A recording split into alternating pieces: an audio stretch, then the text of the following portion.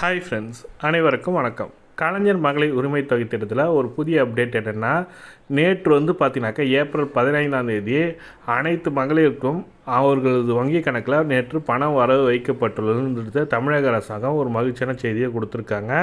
1,06,00,000 பேர்கிட்ட இந்த விண்ணப்பித்திருந்த 1,17,00,000 பேர்கிட்ட புதிய விண்ணப்பதாரர்களும் சேர்த்து 1,17,00,000 பேருக்கு நேற்று அவர்களது வங்கி கணக்கில் வரவு வைக்கப்பட்டுள்ளது. அதுக்கு மட்டுமல்லாமல் இது தேர்தல் நடத்தை விதிமுறைகள் இருப்பதனால தள்ளி போகலாம் அப்படின்ற மாதிரி தமிழக அரசாங்கம் எதிர்பார்த்துருந்தது. ஆனால் அது மாதிரி எதுவுமே இல்லை.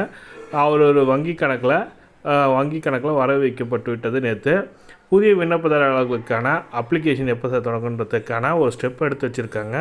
அது என்ன ஸ்டெப்புன்னு பார்த்தீங்கன்னாக்கா, அப்ளிகேஷன் ஸ்டேட்டஸ் செக் பண்ணதுக்கான ஆப்ஷன் ஓப்பன் பண்ணியிருக்காங்க.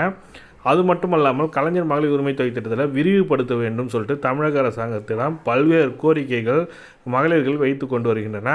மகளிர்கிட்ட ஒரு பெரும் எதிர்பார்க்கவுள்ள ஒரு திட்டம்னா இது மகளிர் உரிமை தொகை திட்டம் தான்.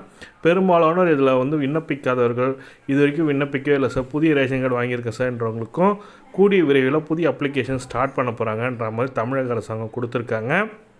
அது மட்டும் அல்லாமல் நேற்று பார்த்தீங்கன்னாக்கா உங்களோட அப்ளிகேஷன் ஸ்டேட்டஸை செக் பண்ணதுக்கான ஆப்ஷன் தமிழக அரசாங்கம் கொடுத்துருக்காங்க.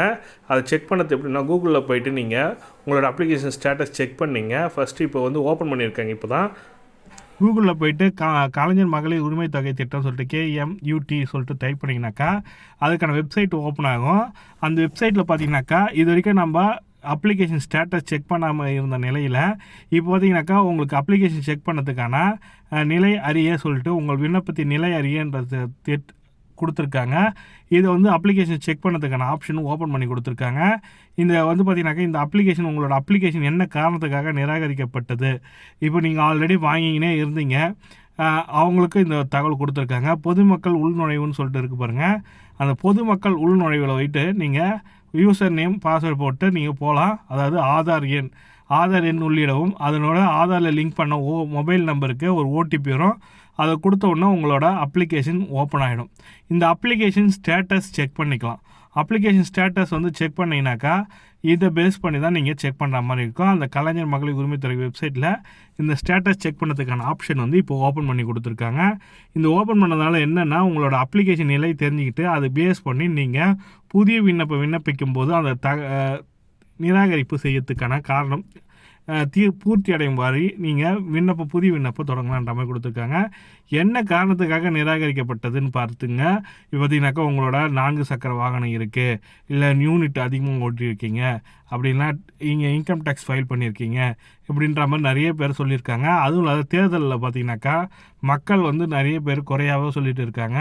தகுதியானவர்கள் மட்டும்தான் கொடுக்கப்படுன்றீங்க, ஆனால் நாங்களாம் தகுதி இல்லாதவர்களான்ற மாதிரி தமிழக முதலமைச்சரிடமே ஒரு பெண் தொழிலாளி கேள்வி கேட்டிருந்தாங்க.